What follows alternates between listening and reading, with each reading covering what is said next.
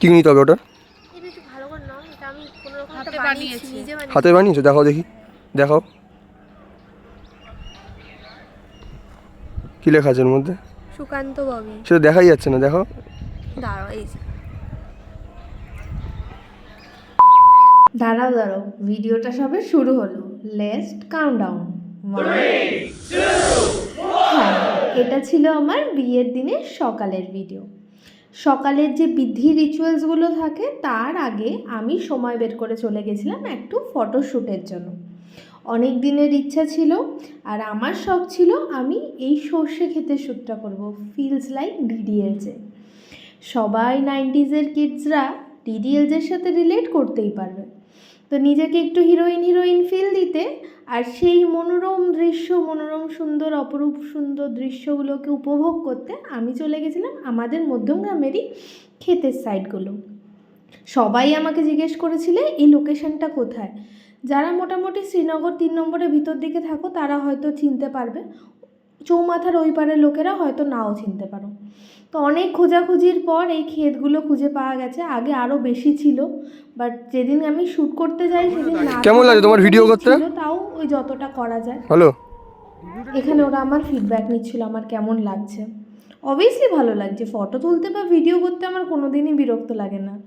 নিজের অপূর্ণ ইচ্ছাটাকে যখন ক্ষণিকের জন্য পূর্ণ হতে দেখি বা করার চেষ্টা করি তখন কার না ভালো লাগে বলো। ইচ্ছা ছিল অনেক দিন আগেই কোনো ফটোশ্যুট বা মডেলিং করব, বাট আলটিমেটলি হয়ে ওঠেনি। তো বিয়ের দরুন সেটা যদি হচ্ছে, কার খারাপ লাগতে পারে। সকালবেলা কনকনে ঠান্ডা শীতের মধ্যে সবাই সোয়েটার চাদর মাফলার পরেছিল, আর আমি ওই একটা ফিনফিনে শাড়ি পরে শ্যুট করছিলাম। তারপর যখন রোদটা উঠে গেছিলো কষ্টটা কম হচ্ছিল, বাট লাকিলি রোদ উঠেছিল বলে নয়তো হয়তো শ্যুটটা এত সুন্দর হতো না। তো যাই হোক, এই যে আমার যত রকমের ঢং আমি পারি, ওরা আমাকে জানা ঢং বলছিল, তার থেকে বেশি চেষ্টা করছিলাম আমি নিজে নিজে পোজ বার করার, যাতে একটু আলাদা কিছু করা যেতে পারে, একটু কিছু। কারণ কি পোজগুলো তো অলমোস্ট সেম। আর এই যে পেয়েছিলাম একটা ছোট্ট বন্ধুকে, ওর নামটা আমার ঠিক মনে নেই, বাট ও জানি না কেন ঘুরে ফিরে আমার কাছে আসছিলো। হয়তো আমার বাড়িতেও একটা ডগি আছে, ওর গন্ধে হয়তো ও আমার কাছে আসছিলো। আর এই যে চেটে পুটে সাফ করে দিয়েছিল আমাকে। আর সবাই বলছে আমি নাকি মেকআপ করেছি, ও খেয়ে নিচ্ছে। আমি বলছি সত্যি বিশ্বাস কর, সকালবেলা আমার মেকআপ করার ইচ্ছে ছিল না। ওই জানুয়ারি মাসের 22 তারিখ 2024 সালে যে কী ঠান্ডা পড়েছিল, সেটা সেই দিন যাদের বিয়ে ছিল তারাই জানে। যাই হোক, অনেকগুলো দূরের কাছের সব রকম শ্যুট করে নেবার পর যত রকমের ঢং আমি জানতাম সব কটা ঢং দেখানোর পর ওরা আমাকে যখন বলছে হাঁটো আমি হাঁটছি, যখন বলছে ঘোরো আমি ঘুরছি। আর এই মাঝখানে গরুটা নিয়ে শর্টটা কেন নিয়েছিল আমি জানি না, বাট এটা ওরেই বলেছিল যে দিদি তুমি হেঁটে আসো, ভালো লাগবে, তুমি একটা লোকেশনটা গ্রাম্য তো ভালো লাগছে। এইখানে মোটামুটি আমার শ্যুট শেষ। এবার আমি ফিরেছিলাম বাড়ি।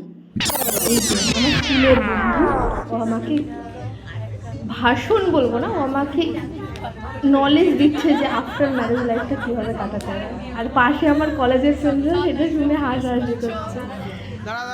ও অনেক দিনের বিবাহিত, তো ওর একটু এক্সপিরিয়েন্স বেশি, তাই ওর থেকে একটু মাঝে মাঝে আমি এক্সপিরিয়েন্স গ্যাদার করার চেষ্টা করি। এই যে যিনি আমাকে ঠিক টোপরটা বেঁধে দিলেন, এনার নাম সুপ্রীতি। কিঙ্কিনি সাইডের লুকটাই দেখা গেল। এরা আমার কলেজের ফ্রেন্ড, এরা আমার রুমমেট। তারা যে আমার বিয়েতে আসতে পারবে এটা আমি ভেবেই উঠতে পারিনি। সত্যি বিশ্বাস করো, নেমন্তন্ন করার সময় আমার মনে একটাই ছিল, হয়তো ওরা আসবে না।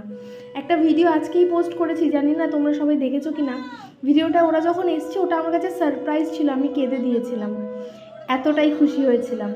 তো যাই হোক, এই যে বিয়ের এক এক করে নিয়ম হচ্ছে, এখানে আমি ওদের মধ্যেই কাউকে একজনকে প্রশংসা করছিলাম, কেউ একজন এসেছিল বলে।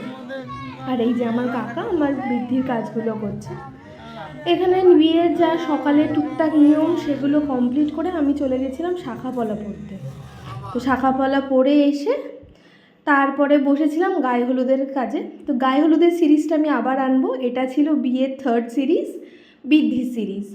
সবাই জানিও কেমন লাগলো। শাঁখাপলাটা আমি দোকানে গিয়েই পরেছিলাম, আর বাড়িতে পরার রিস্ক নিইনি, জানি না হবে হবে না, টাইট হবে, পরতে পারবো কি না, তাই জন্য আমি আর আমার দাদা গিয়ে পরেছিলাম। ভিডিওটা এখানেই শেষ করলাম, সবাই জানিও কেমন লাগলো। বাই।